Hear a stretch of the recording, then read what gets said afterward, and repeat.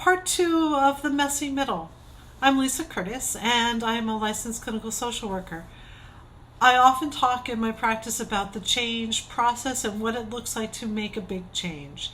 I very much want to debunk some of the myths out there about the change process. And so this is part two of what I'm considering to be the messy middle of some decision making that I'm doing. I'm trying to figure out what's next in my private practice and what that's going to look like for me. Last week I talked about a little bit about how part one of that is beginning to figure out what's going to work for you, what are the other options out there, and how might they fit you. So in the beginning of making a change, we basically are just gathering information. How do other people make this change? What works for them? What might work for us? What definitely won't work for us? And really trying to, and I'm using my hands a lot because that's what it feels like, sort of mix and match the best solutions for us. For me, part of that is also looking at what the research tells us. By research, I'm talking about two specific things, either the formal research or my own personal research. So my research right now tells me I know that I don't work very effectively after a very long day, or if I'm scheduling sessions at 7 or 8 o'clock at night. As somebody who gets up super early in the morning, evening sessions just don't work for me, especially as I get older. Research tells us some other things about what works and what doesn't work. So you begin to put those pieces in place for yourself. And that got me thinking over the weekend about where this idea of 45 or 50-minute sessions came from. There is no research out there that tells us that's the optimal amount of time. My personal experience has been that 45 or 50 minutes often feels like I'm cramming stuff into a session.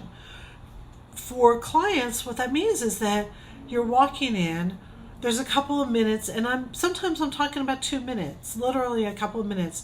How are you? Good. How are you? How was the parking? Or how was your day? Or my Wi-Fi isn't working, or whatever that is. Then there's a little bit of book reporting is what I usually refer to, where people catch me up to speed on how the week went.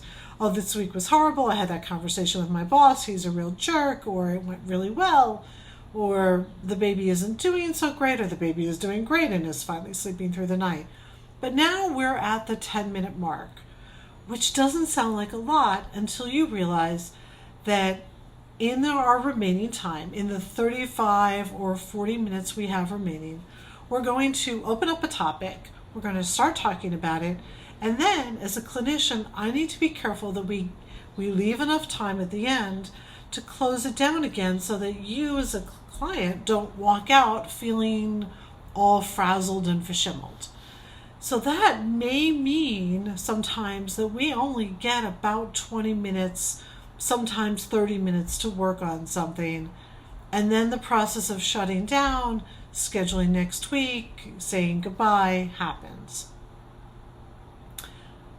The 45 to 50 minutes, that mandate comes from insurance companies. That doesn't come from good clinical practice.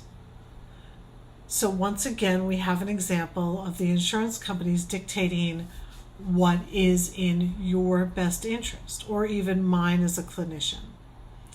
And that really has got my wheels turning.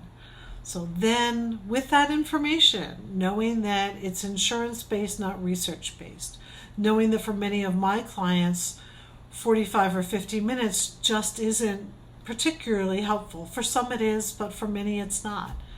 I've begun to think more about what might be my next steps. And that's where I am in the middle of the messy middle. I still don't have a clear answer, but I think I'm getting closer to a clearer answer for me. In the next couple of days, I feel like that's going to gel into something a little bit more specific. And from there, I get to decide if I want to test out my theory about what might work. That's the ending part of the contemplation stage, is where you begin to really concretely come up with a plan so you can carry it forward. Essentially do a test. Is this going to work? And then you make some decisions from there. So that's part 2 of the messy middle. I hope you found it helpful and you can begin to see how it might apply to your own life and your own decisions and your own changes. If you have any questions, please don't hesitate to reach out. I'll leave you that information below. All right, in the meantime, I hope you're having a great one. I'll catch you soon. Bye.